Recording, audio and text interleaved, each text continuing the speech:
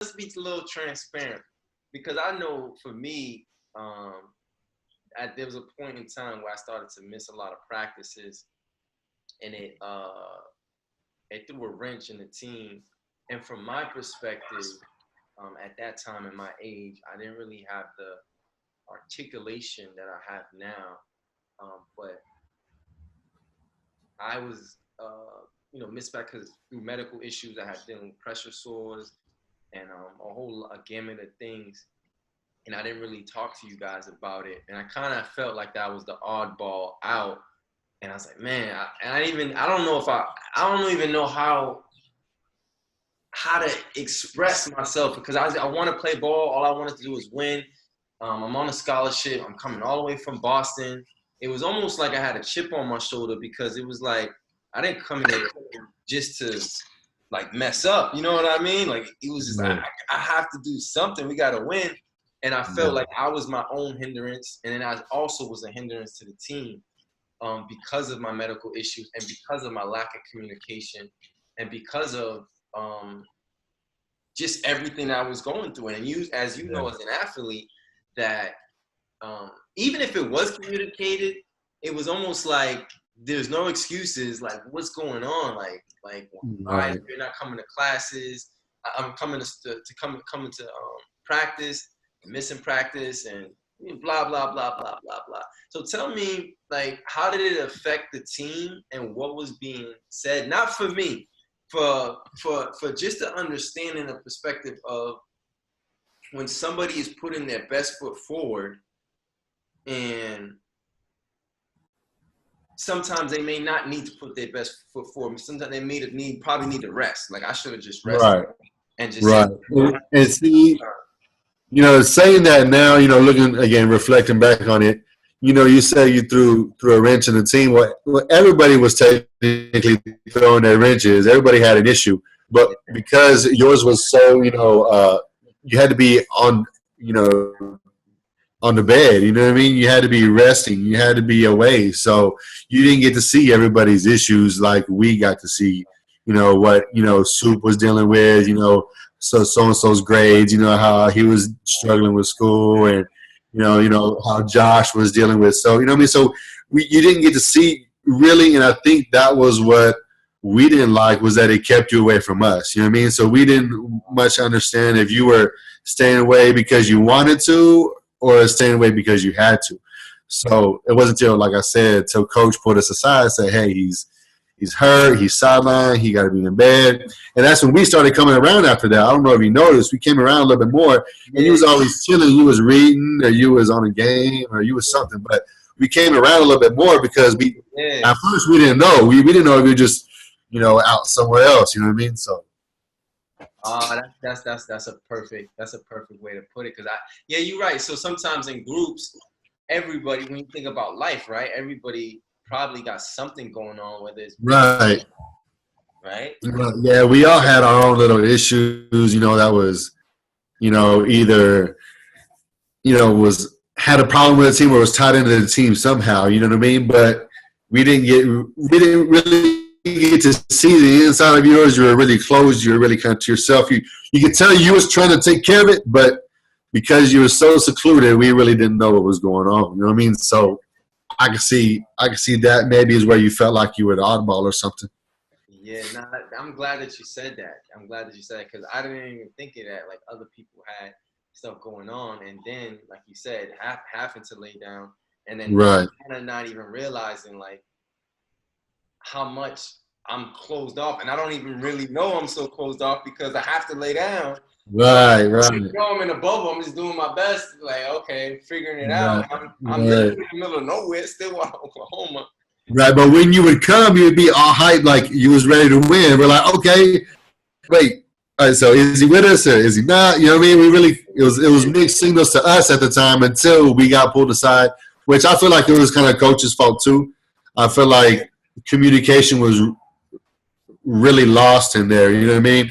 Looking at it now, because at work I manage. I've been in management for like what maybe 8 years now. So I've managed people, and communication is key, man. Whether you're talking in jobs and employment and family, working out, whatever, communication is key with your doctors and just stuff like that. And there wasn't a bunch from the team at all. You know what I mean? And I feel like it was a new, organization. It was a new program, so it was just a lot of lopsided things. Like I said, a bunch of reaches were already thrown in there. Yours just happened to be in there, and you didn't get to see the rest. You know what I mean? So yeah. You're so right, because it's also communication and understanding too. Because my situation was so bigger than big for me personally, that I don't even think I understood the levy of my situation, because we lost a friend, Joe Joe Mira. and and and that process is like, wow, like I could potentially die. And then watch, I don't know, 5 years later, Joe Mira passes away. That's an RIP, man. Yeah, rest in peace, Joe. So it was just like one of those things where it's like, I didn't understand. But sometimes deep down inside, you know what's going on. You're like, man, something ain't right. And so you train yourself to like fight. And so everybody around you, for me, it was almost like I was creating enemies that I wasn't even aware of. And you guys eventually we came around and it was love, but I didn't even realize like you guys were sending mixed signals. And so it was a little bit of everyone's fault. Communication was at fault. We should have been more.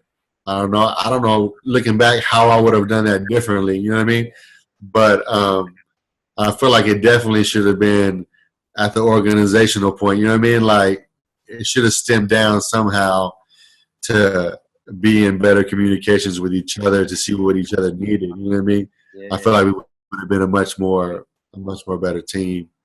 But we would have been a phenomenal team. That's what you just said, need, right? So even with me, and I can attest to where I became a lot better, is to say I need help, because at that point I've been paralyzed at that time, maybe 11 years at that time or something like that, or 15, I'm not sure. And I was just so used to doing stuff by myself. I get it, we're gonna get it. And to a point like, oh, you think you all that? No, not really. And boom, all that stuff happened to me. Right, humbled me real quick. And if I was mature at the time to talk to my teammates, y'all would have helped me, because Jason would come to the room, he would talk to me. Yeah, man, we're gonna win a championship. I'm here for you. Anything you need, da-da-da-da. And you're like, yeah, but you gotta come. He just gave you an offer, and I didn't take his offer because I knew him. I spoke to him a couple times, summer camp, but I didn't take his offer. And you were real cool. I remember you came with the sneakers, the nice car.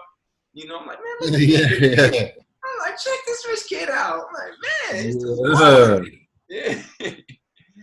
But yeah, so I didn't really take anybody's help. So how did you like, what transitions you? I know for me, what transitioned me, was my faith, my wife, certain people in my family, and certain things happen, and even with myself, helped me transition to that level of transparency, and that level of transparency was healing, and then healing into growth, and into growth, into change, into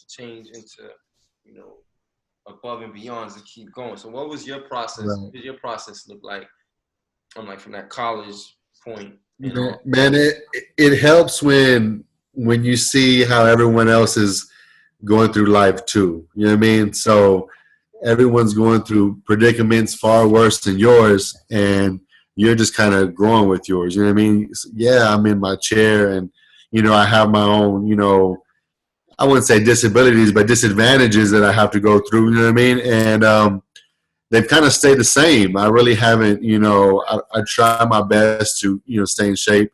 And for that very reason, health matters more than for sports. Of course, I love sports. I love fitness, but I do it to stay healthy, to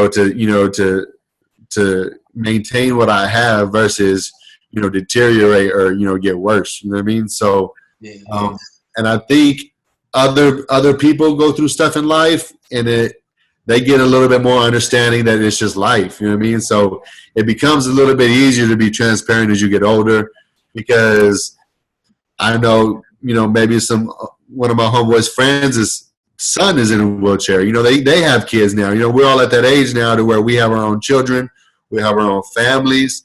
So we've gone through some stuff. You know what I mean? So it's a little bit easier to be transparent, just because you're not that kid no more, in college trying to impress folks, like you said, with the sneakers or the car.